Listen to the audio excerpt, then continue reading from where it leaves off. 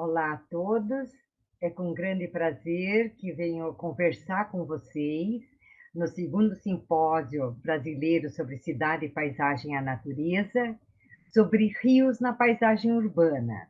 Meu nome é Norma Regina Trubel Constantino, sou professora do programa de pós-graduação em arquitetura e urbanismo da FAAP-Unesp, e hoje aqui teremos uma conversa, né, sobre esse tema. Para iniciar, eu coloquei aqui duas questões que para mim são essenciais. Como a Convenção Europeia da Paisagem designa que a paisagem é uma parte do território, tal como é percebida pelas populações, e cujo caráter resulta da ação de fatores naturais e ou humanos e das suas interrelações. E também que toda paisagem é cultural, não porque é vista por uma cultura, mas porque tem sido produzida no seio de um conjunto de práticas econômicas, políticas, sociais e seguem valores que, de certo modo, simboliza. Esse é um autor que eu gosto muito, que é o Besse, que eu já vou colocar mais adiante outras questões levantadas por ele. E como as cidades habitam os rios? A Lúcia Sacossa, ela diz que reconhecer o rio como paisagem é habitar o rio. E, nesse sentido, habitar é construir.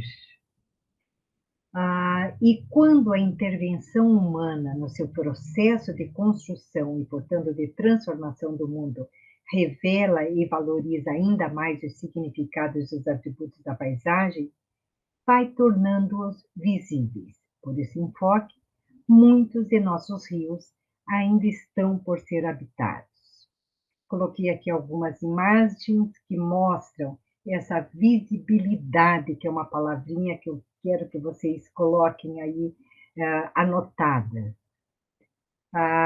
Em Lisboa, de diversos pontos da cidade, você admira o Tejo. Aqui visto da Torre de Belém, também visto do Oceanário. E esse rio é uma estrutura viva e mutante, é uma estrutura fluida e, pela sua própria natureza, se expande e se retrai no seu ritmo e tempo próprios. Ocupa tanto um leito maior quanto um leito menor, em função do volume sazonal das suas águas. E esse fluir, esse percurso vai riscando linhas na paisagem, como um pincel de água, desenhando meandros, arcos e curvas. E esse rio traz esse sentido de maleabilidade no desenho da paisagem. Aqui eu coloco uma imagem de Pirenópolis, que é o Rio das Almas. Pirenópolis nasceu às suas margens, quando era um arraial, isso em 1727, e é um leito estruturado por afloramentos rochosos, entremeados por planos de areia e seixos que formam praias em alguns pontos das suas margens. E é uma importante referência espacial na cidade. É o coração do Beira-Rio. Aí também trago para vocês o livro do historiador Lucien Febvre, sobre o Reno, História, Mitos e Realidades. E em 1935, no momento que o nazismo estava em plena ascensão, esse historiador defendeu a ideia de que o Reno era um traço de união, era um rio europeu, ligando civilizações e línguas, não como um Reno alemão ou uma fronteira natural. E ele dizia que o Reno era uma estrada, porque ele não reúne fatalmente, cabe aos homens buscar ou rejeitar essa união. Ele não divide necessariamente, é necessária essa prancha humana das pontes. E essa gama de possibilidades é o que ele oferece como dote às sociedades humanas, que dele se aproximam e o enquadram. E quando ele é percebido e se apropriado por elas, as cidades, nesse final da Idade Média, merecem que saudemos nelas o sucesso do gênio humano. E para essa leitura, vamos dizer assim, da paisagem, da relação com os rios, com as cidades, nós trazemos o que o Besse, o Jean-Marc Besse, é geógrafo francês, ele fala das 5 portas da paisagem, que nós podemos ler a paisagem através da porta, que representa a representação cultural e social, como um território produzido pelas sociedades ao longo da história, isto é, fabricado e habitado, como um complexo sistêmico que articula os elementos naturais e culturais em uma totalidade dinâmica e evolutiva atravessada por fluxos, e como um espaço de experiências fenomenológicas, isso é, o acontecimento do encontro concreto entre o homem e o mundo que o cerca, uma experiência, e, por último, como um sítio ou um contexto de projeto. Eu coloco aqui nessa primeira porta da paisagem como representação cultural imagens do mestrado da Fernanda Foloni, que ela, na sua dissertação, fala de rios sobre o asfalto, e descobriu nessa sua busca na paisagem urbana de Bauru, desde os seus primórdios, onde ela iniciou nessa confluência entre o rio Bauru e o córrego Água das Flores, diversas lagoas que a população usufruía, né? A Lagoa do Fágio, a Gerson França, e ainda a Lagoa do Ministro, que depois sumiram na paisagem, bem como o Córrego das Flores, que foi canalizado e que hoje tem a Avenida das Nações Unidas cobrindo todo esse seu leito. E aí trago da Maria Ângela Fagin, quando ela diz que se a identidade dos espaços é uma questão de projeto e uso, e se é a legibilidade e visibilidade dos lugares que os tornam seguros e possibilitadores de uma profunda experiência humana de pertencimento, muitas das ações, muitas das transformações recentes mostram justamente o contrário. As águas dos rios que delimitavam as cidades e serviam para o seu abastecimento, para o transporte de produtos e matérias-primas, muitas vezes foram recobertas, né? Sumiram dessa paisagem. Muitas cidades europeias desenvolveram-se próximo, recortada pelos rios, como Londres junto ao Tâmisa, como Paris junto ao Sena. E aqui eu trago essa imagem de Londres, né, do rio Tâmisa, e essa imagem que também estão nas pinturas, no Canaletto, no Sisley, que aparece a importância desse rio para Londres. Aqui Paris, o rio Sena, fantástico, né? E abrindo essa segunda porta da paisagem como um território fabricado e habitado, trago aqui uma planta de Botucatu, cidade aqui do interior paulista, de 1890, como um território produzido pelas sociedades ao longo da história. E o Besse diz que ler a paisagem é extrair os modos de organização do espaço. E que para nós podermos ler e interpretar as formas e as dinâmicas paisagísticas, iremos aprender com elas algo sobre o projeto da sociedade que as produziu. Hoje em dia, o Ribeirão Lava-Pés, ele não está tão integrado na paisagem da cidade. Isso aqui é uma pesquisa de iniciação científica feita pela Maria Olívia em 2013, sob minha orientação, mostrando que ele, apesar de ser uma permanência na paisagem, pois conformava o patrimônio original, atualmente é pouco visualizada pela população.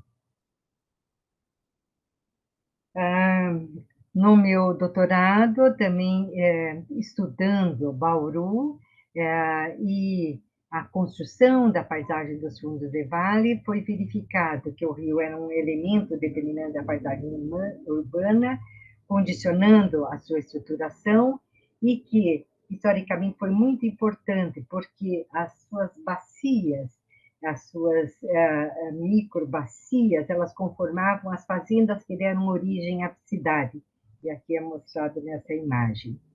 E que Bauru, nesse contexto, faz parte de uma rede maior das cidades que surgiram ao longo das ferrovias aqui no oeste paulista e no norte do Paraná.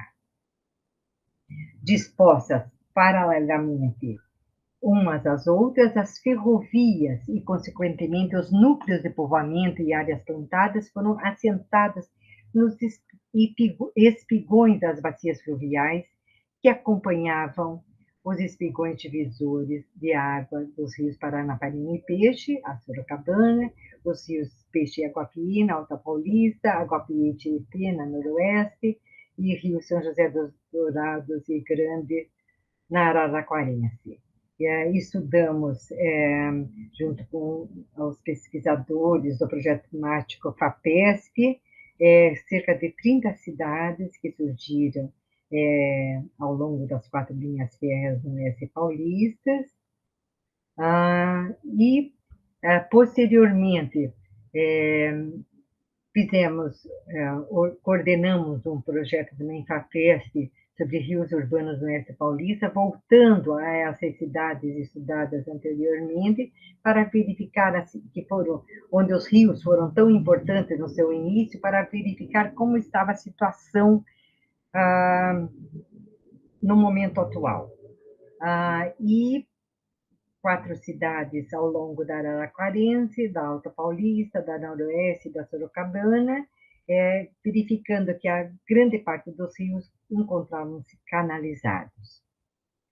Aqui numa imagem maior, aqui nas cidades de Rio na Alta Paulista, aqui em Agudos, a situação atual do córrego Bom Sucesso, Lençóis Paulista, a situação atual do Rio Lençóis, em Tupã, o Ribeirão Afonso, e em Panorama, o fantástico Rio Paraná, e além do córrego das Marrecas. Posteriormente, um outro projeto deu sequência nesse estudo, nesse reconhecimento das cidades e rios no oeste paulista, mas ao longo do rio Tietê.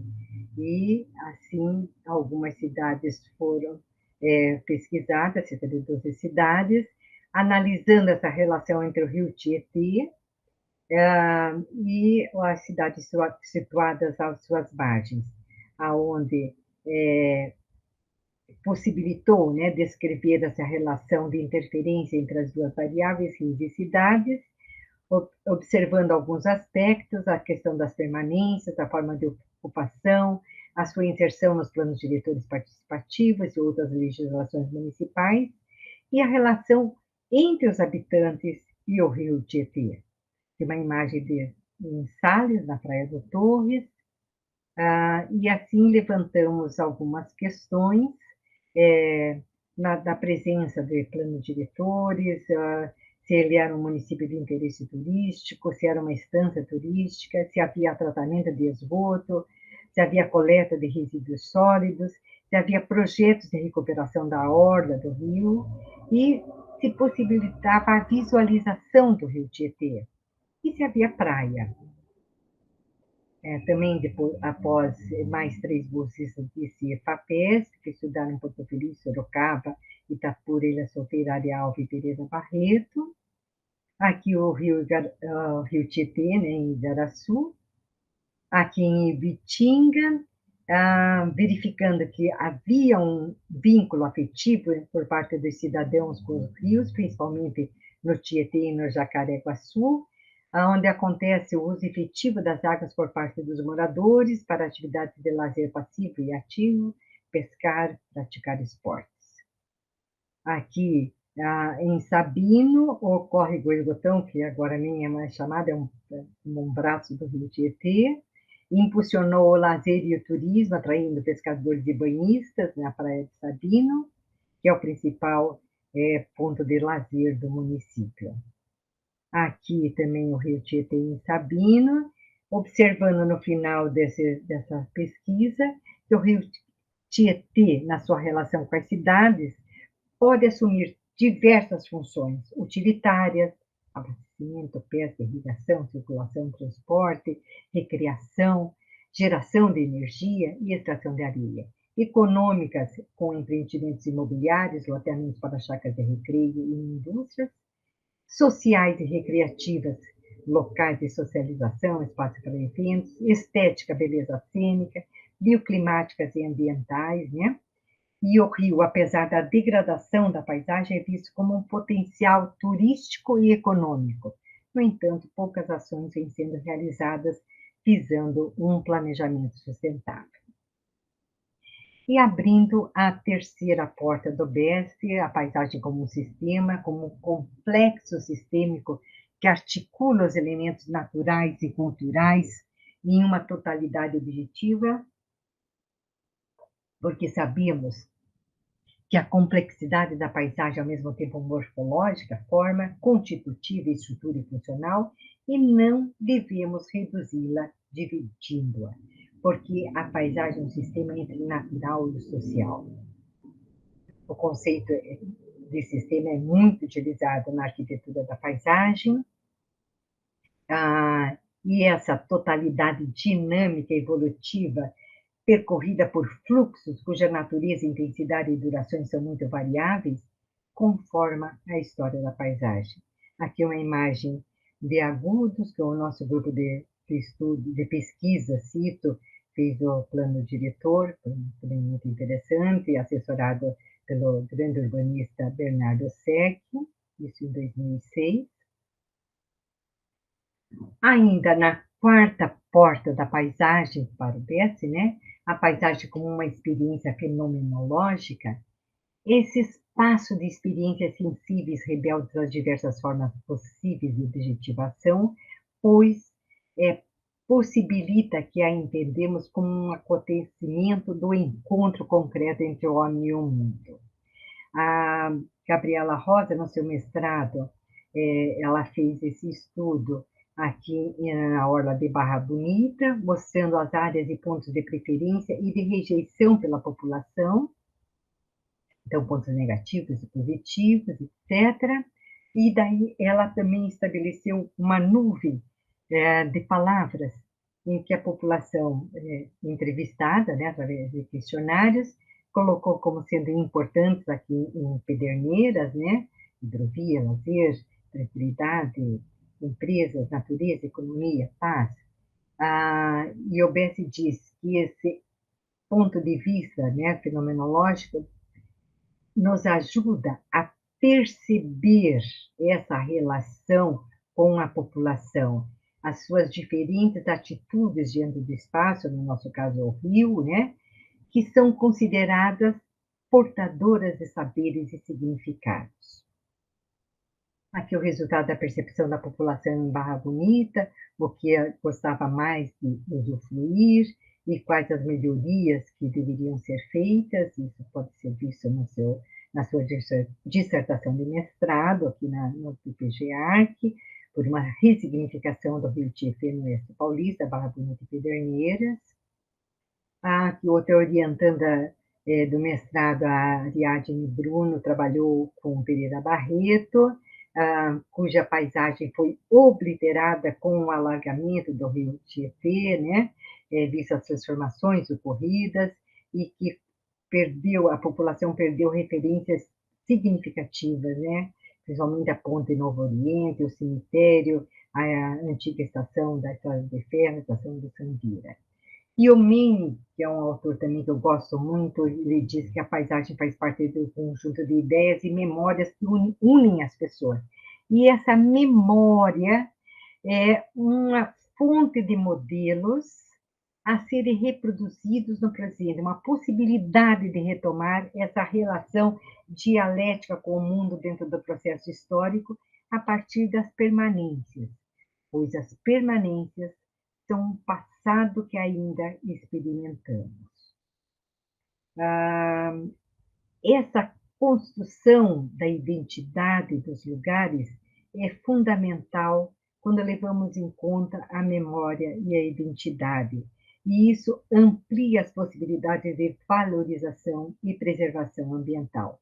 Aqui é uma imagem em Nice, a Promenade de Paillon, isso é uma imagem de 2015, então foi um projeto que aconteceu em 2000, mas que era uma região, era um rio, né, que passou a ser oculto. Hoje em dia tem um parque na sua superfície, mas foi anteriormente um estacionamento e depois um terminal de transporte público. E em 2011, com o projeto paisagístico, inaugurado em 2013, de alguma maneira a água retomou o seu lugar com esses jatos de água e é muito usufruído pela população que tem esse contato maior com a água. A Luísa Bonésio, ela diz que os lugares são também palimpsestos, isso é, camadas, uma estratificação de rastros, de sinais, de subversões, de remodelações e de destruições humanas e naturais. As paisagens nunca são aqueles territórios anódinos, sem marcas, né? Mas sim os lugares que mostram, né, esses rostos do nosso habitar sobre a Terra, ou do passado, que ainda possa ter sobrevivido, ou se mantenha vivo, da ausência ou do retirar-se humano, ou marca presente do estilo cultural.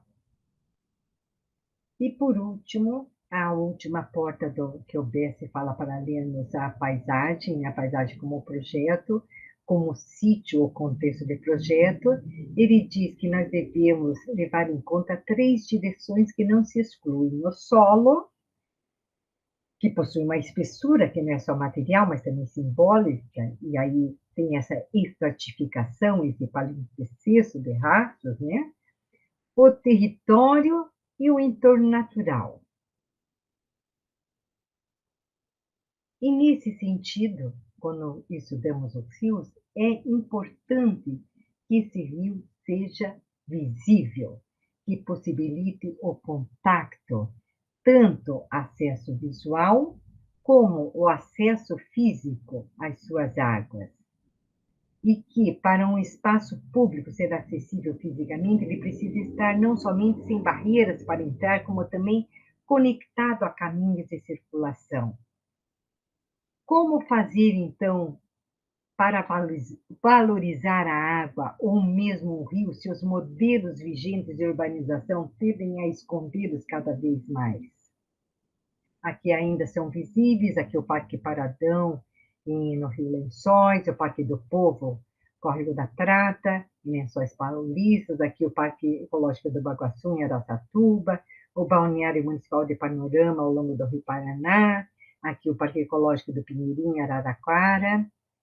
E ao dar, aqui o Rio Piracicaba, né, visibilidade e acesso público aos rios, obrigatoriamente despoluídos e livres de esgoto, possibilitam outro tipo de experiência aos habitantes da cidade, o contato com suas águas.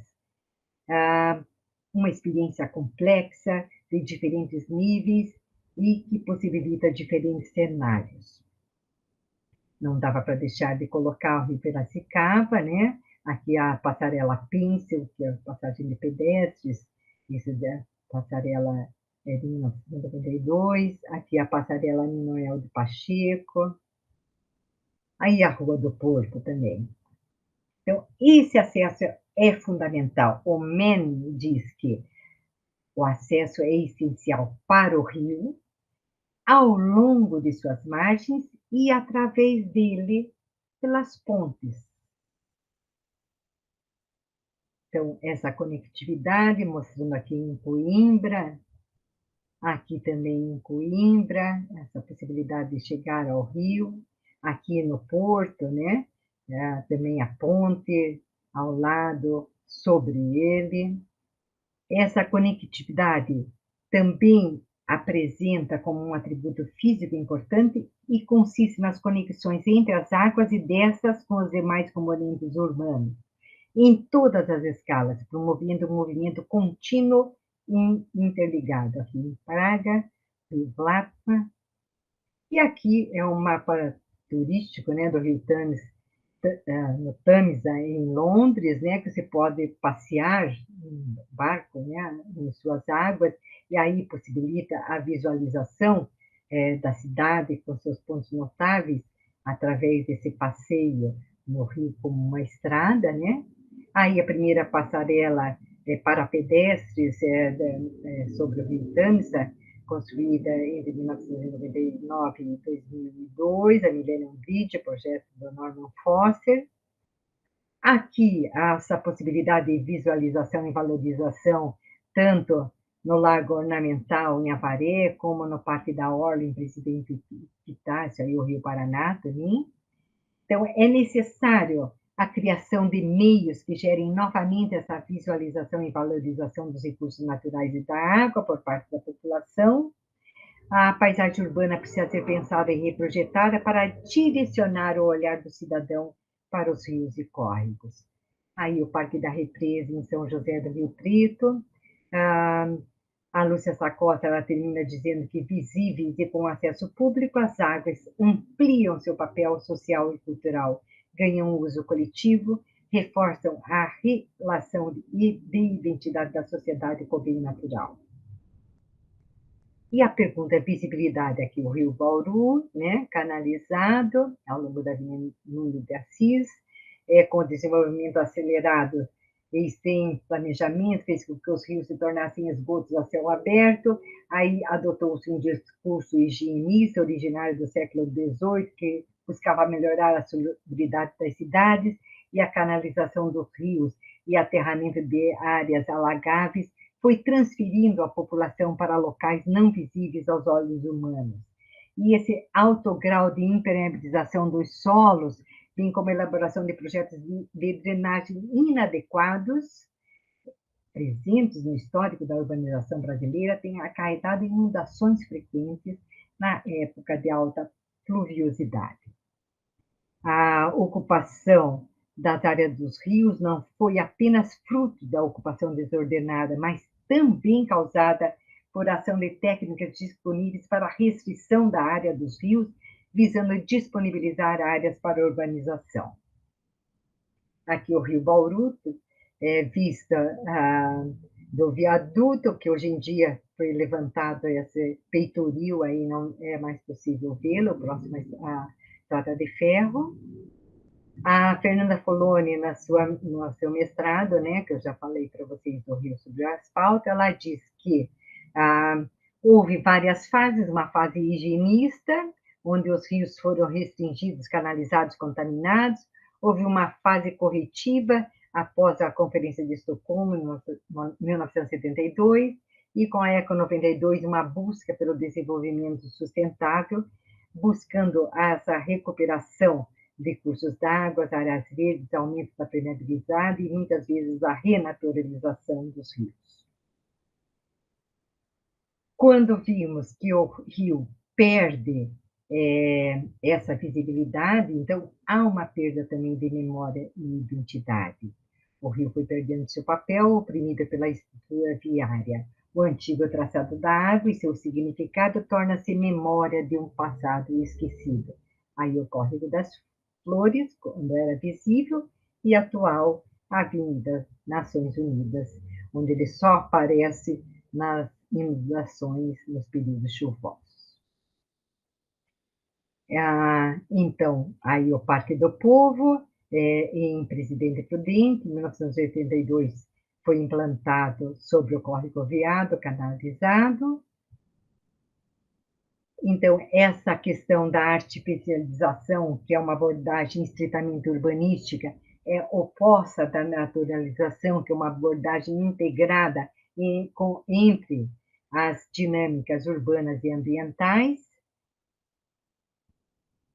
Aqui mostrando o rio Lys, na cidade de Montpellier, na França, no sul da França, aí o Lys urbano, no bairro Antigone, e que essa visão mais atual, Olês Verde, onde as margens do rio foram vegetadas, podendo ser inundáveis, respeitando funções ecológicas e ambientais, podendo ser usufruídas pela população. Há aqui também no fantástico projeto, né, do Landespark em Duisburg, na Alemanha, do Peter Latz, de 1999, onde há uma recuperação dessa área antes poluída por uma indústria, então de um rio poluído por resíduos industriais para um Clear Water Canal, o rio Encher. Aqui são algumas imagens de 2018.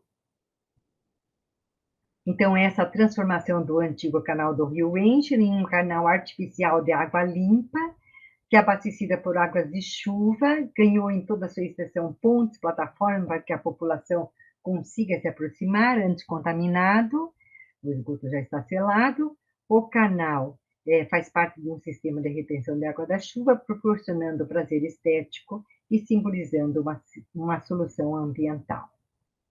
Então, trazer a natureza para a cidade é essencial para conscientizar sobre a importância da preservação ambiental.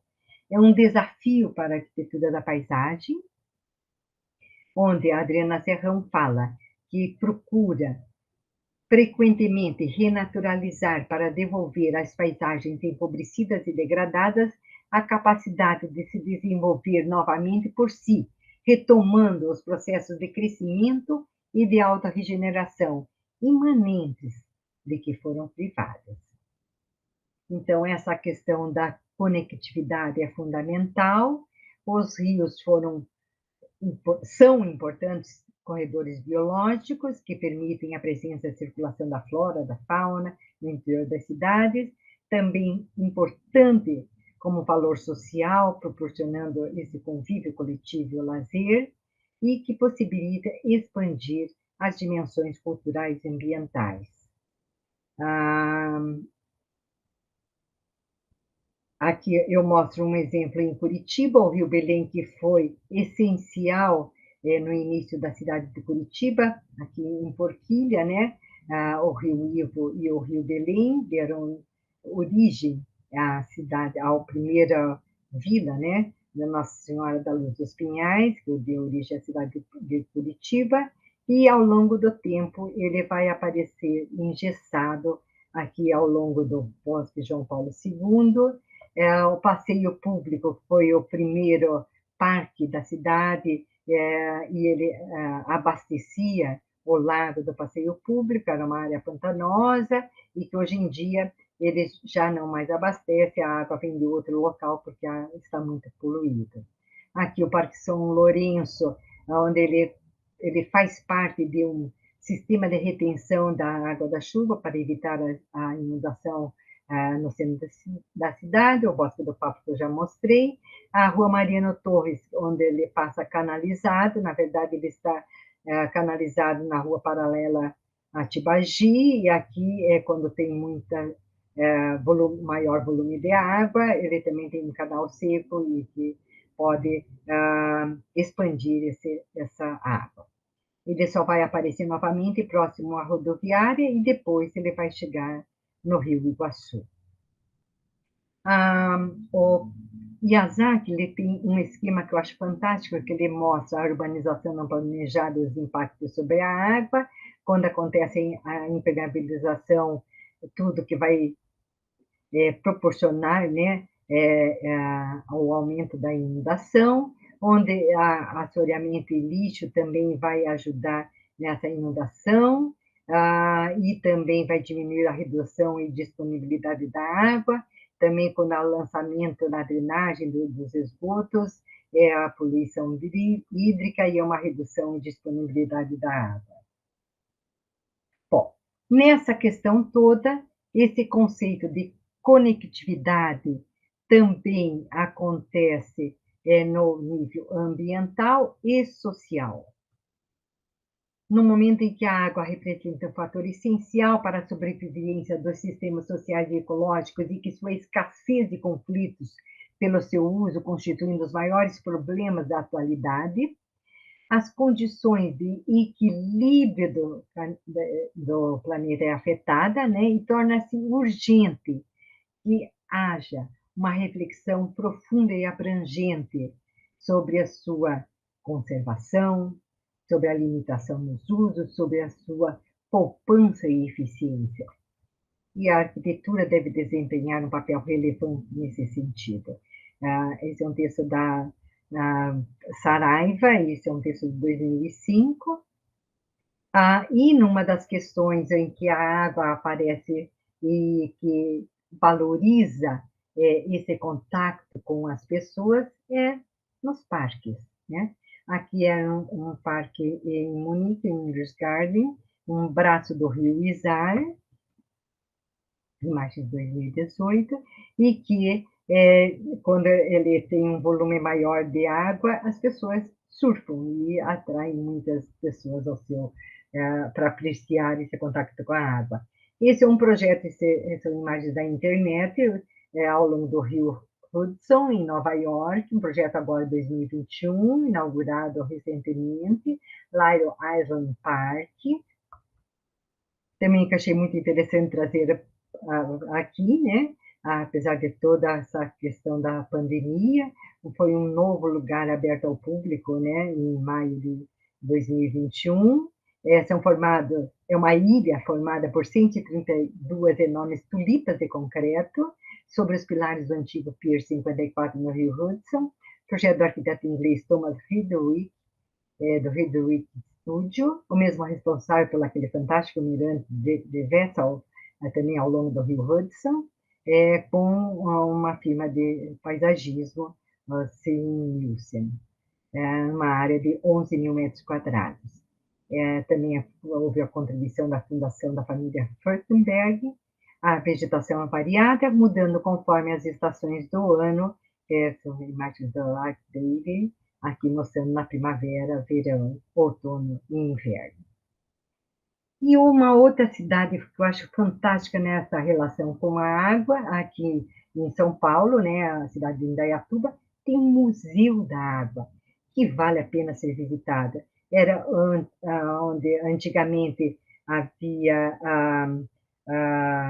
a receptação da água, né, para a cidade, e que hoje em dia é um lugar fantástico que conta toda a história da água, mostra a questão das bacias hidrográficas, a questão da importância da vegetação, da mata ciliar. Também em Indaiatuba tem o Bosque do Saber, que também vale a pena ser visitado, inaugurado em 2004. Ele tem a nascente, o lago tem várias estações, onde assim, é uma escola ambiental, né? Uma atividade de apoio para apoio à pesquisa e estudo do meio. E também o Parque Ecológico de Indaiatuba, o Córrego Barnabé, projeto de 1989 do Rui Ataque, implantação em 1991, e que aqui, em março da revista Projeto, segundo o memorial, as avenidas marginais se afastam, criando uma faixa para ser parque urbano, com 300 mil mudas de árvore, e isso, quando foi feito o projeto, essa área toda não era ocupada, que é a Morada do Sol, que é um conjunto habitacional, hoje em dia está tudo muito valorizado nessa outra margem do Córrego Barnabé também, graças ao Parque Ecológico. São umas imagens de 2017. E mostrando essa questão da identidade, né? O Rio Guaíba em Porto Alegre, aqui o Parque Orla do Guaíba, é um parque urbano, projeto do Jaime Lerner, essas imagens são de dezembro de 2018, em que as pessoas, já foram pesquisas feitas em Porto Alegre, que é muito significativo assistir o pôr do sol às margens do Rio Guaíba. É um projeto muito legal também. Uma orientanda, a Patrícia Azevedo, ela defendeu o mestrado dela recentemente, e mostrando as paisagens do Ribeirão Tatu, as idiosincrasias, as confluências e as possibilidades. Aqui na cidade de Limeira, o Rio Tatu, o Ribeirão Tatu, um elemento urbano central, rasga a paisagem da cidade de norte a sul, e vai se modificando ao longo de toda a sua extensão.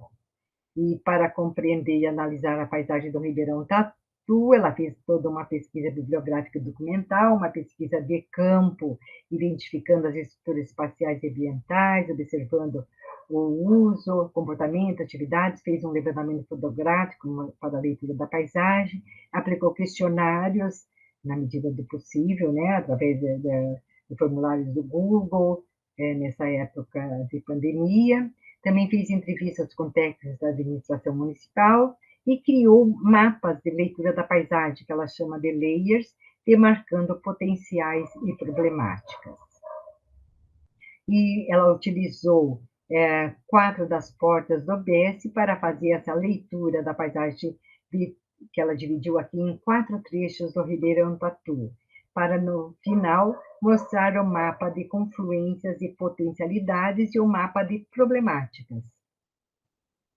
Então, ao longo do seu trabalho, ela vai mostrando a paisagem como território fabricado e habitado, nos diferentes trechos, apoiado por documentos e planos diretores levantados na Prefeitura Municipal, Câmara Municipal, Centro de Memória, mostrando também as áreas de risco e fragilidade.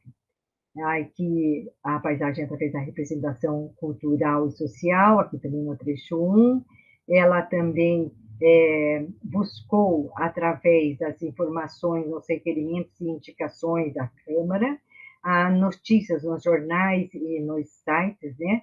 Além de questionários aplicados, complementando com uma visita de campo, estabelecendo também um mapa de percepção de uso do espaço, abertura de fachadas, para fundo de vale, fachadas inativas, caminhabilidade, vegetação, presença de lixo e entulho, além dos usuários do espaço. Aqui algumas imagens da Patrícia. Aqui no trecho 2, aqui utilizando essa porta que ela chama de layer, né? A paisagem como meio ambiente material e vivo das sociedades humanas, ela mostrou a presença, né, de dados de vegetação, hidrografia, vazios urbanos, nos diferentes trechos. Aqui a paisagem como contexto de projeto, ela buscou os projetos existentes, aqui um mapa com os setores de risco na cidade de Limeira, aqui o projeto Tatu, que havia sido feito em 2002, e aqui um projeto paisagístico feito pelo Gustavo Winters em 2007. E daí ela vai colocando nesses trechos, né, no contexto do projeto, e esses layers foram colocados um sobre o outro e estabeleceu um mapa com a problemática de cada um dos 4 trechos, mostrando a questão dos vazios urbanos, a drenagem adequada, o abandono e descuido do centro histórico, passando a sensação de insegurança e marginalidade para a população, a falta de sensação de pertencimento, os problemas de conectividade, de ligação entre as duas margens, e aí também, lógico, tem que acabar com a parte boa, né? O mapa com as potencialidades dos 4 trechos, né? A presença daí, as possibilidades de criar um sistema de áreas verdes nesses vazios urbanos, aonde já existia a mata ciliar, aonde que a população apontou como locais de memória afetiva e os projetos já existentes. E ela diz, né, utilizando o OBS, que esse cuidado na observação, registro e análise dessas paisagens é a melhor forma de conhecê-las, para que, de forma concomitante, também se possa melhor agir com a paisagem, a fim de torná-la parte integrante do tecido urbano e da vida dos cidadãos. Então, ao longo dessa nossa conversa, nós vimos que nós devemos, como a OBS diz, agir com a paisagem, com o solo, né? Com essa sua estratificação, com os seres vivos, com as estruturas espaciais, com o tempo. E nessa questão levantamos a importância da conectividade, tanto ambiental como social, a questão dos sistemas, corredores, fluxos, a importância na sustentabilidade, na renaturalização, dos nossos rios e córregos, também a importância da visibilidade e da legibilidade, possibilitando o lazer e a recreação, e nisso tudo é fundamental levantar essa questão histórica e decifrar essas diferentes camadas que são tão importantes para a identidade e memória coletiva. Porque o Bess diz que a paisagem, acima de tudo, constituída de relações, que é um espaço da metamorfose. Na paisagem, a natureza, o território e o olhar se congregam, e nessa associação se transformam. Muito obrigada.